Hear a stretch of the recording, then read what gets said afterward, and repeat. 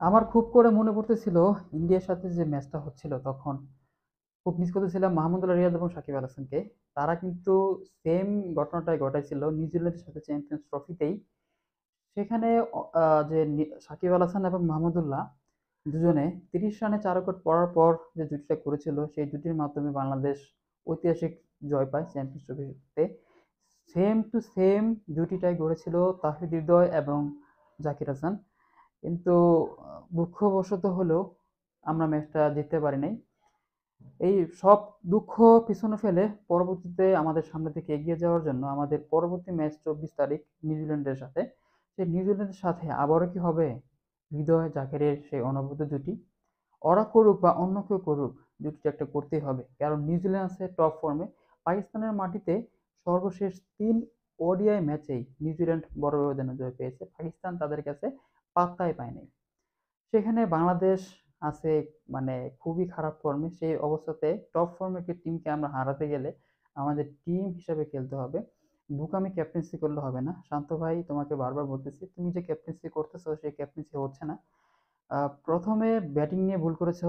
প্রথমে ব্যাটিং নিয়ে না নিয়ে যদি ইন্ডিয়াকে আগে ব্যাটিং দিতা, তাহলে পিচটার কন্ডিশন তোমরা বুঝতে পারতা বা খেলার কিছুটা হলেও আমরা থাকতে পারতাম খেলার মধ্যে। যাই হোক, পিছনের কথা আর না বলি। আমাদের মুশফিক ভাইকে খুব, যেহেতু এই টিমে সিনিয়র বলতে ব্যাটসম্যানের মধ্যে মুশফিক ভাই আছে, এবং আমি মনে করি যে আগামী ম্যাচে মাহমুদুল্লাহ রিয়াদকে অবশ্যই নেওয়া উচিত। আনফিট সৌম্য সরকারকে বসিয়ে মেহেদী মিরাজকে ওপেনিং খেলিয়ে দেওয়া না রে ভাই। মেহেদী মিরাজ তো ওপেনিং খেলে অভ্যস্ত, সে খেলতে পারে, ভালো খেলে, ভালো ফর্মে আছে। মেহেদী মিরাজ আর তানজিদ হাসান তামিমকে ওপেনিং নামিয়ে দাও, আর সম্মুখে বসে মাহমুদুল্লাহকে নামিয়ে দাও। আর ওইখান থেকে পেসারদের মধ্যে একজন পেসার কমিয়ে, অথবা করা যেতে পারে, ওই তানজিদ সাকিবকে বসিয়ে ওই ইকে নেওয়া যায়, নাহিদ রানাকে নেওয়া যায়, গতির ঝড় ওঠানোর জন্য নাহিদ রানাকে টিমে নাও।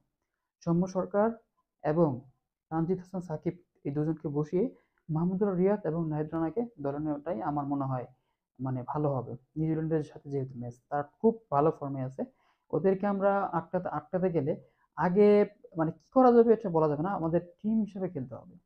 মুশফিকুর রহিমকে ভালো খেলতে হবে। আর মাহমুদুল্লাহ যখন যদি দলে থাকে বা দলে থাকাটা অবশ্যই জরুরি, তাহলে মাহমুদুল রিয়াদকে অবশ্যই নক করতে হবে। এবং তাহমিদ এবং জাকির হাসান যেহেতু ফর্মে আছে, সেক্ষেত্রে কিন্তু তাদের দুজনকে ভালো খেলতে হবে। আবার এরকম একটা জুটি আবার আমরা তাদের কাছে আশা করি। এবং আমার মনে হয় বাংলাদেশ জিততে পারে। তাদের হারানোটা অস্বাভাবিক কিছু না, তাদের দলে অনেক ভালো টিম নিউজিল্যান্ড এমনটা না, কিন্তু তারা ফর্মে আছে, পাকিস্তান অফ ফর্মে আছে।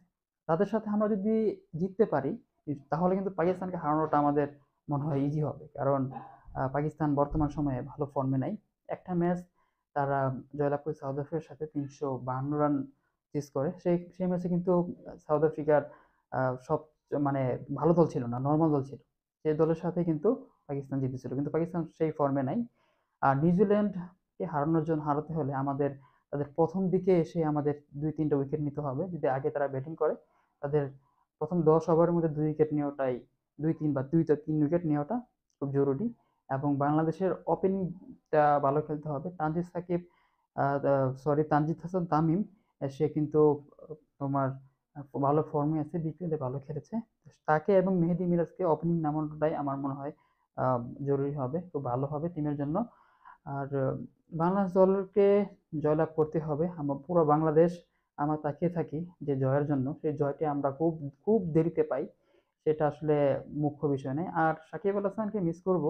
আর মিস করে বা কিছুই করার নেই, আমরা তো দল হিসেবে বাংলাদেশ দলকে সাপোর্ট করতে হবে, যেহেতু আমরা বাঙালি, বাংলাদেশ জন্মগ্রহণ করেছি। কে আছে কে নাই সেটা আসলে কষ্ট দেয় সাকিব আল হাসান না থাকাতে। সে থাকলে হয়তো বা, যেমন আর্জেন্টিনা দলে মেসি থাকলে আর্জেন্টিনা দলে টপ ফর টপ একটা নক থাকে, ঠিক সাকিব আল হাসান যদি বাংলাদেশ দলে থাকতো, বাংলাদেশটা আরেকটু আপার লেভেলে থাকতো। যেহেতু নাই, সেহেতু এই বিষয় নিয়ে ভাবা উচিত না। তো ভালো থাকবেন সবাই। আর বাংলাদেশ দলের জন্য দোয়া করবেন। জাকির আর তাহিদ হৃদয়ের কাছে আবারও আবারও বলতেছি, এই ইনিংসটা খেলে যাও। তোমাদের জন্য বেস্ট অফ লাক, ভালো থাকো।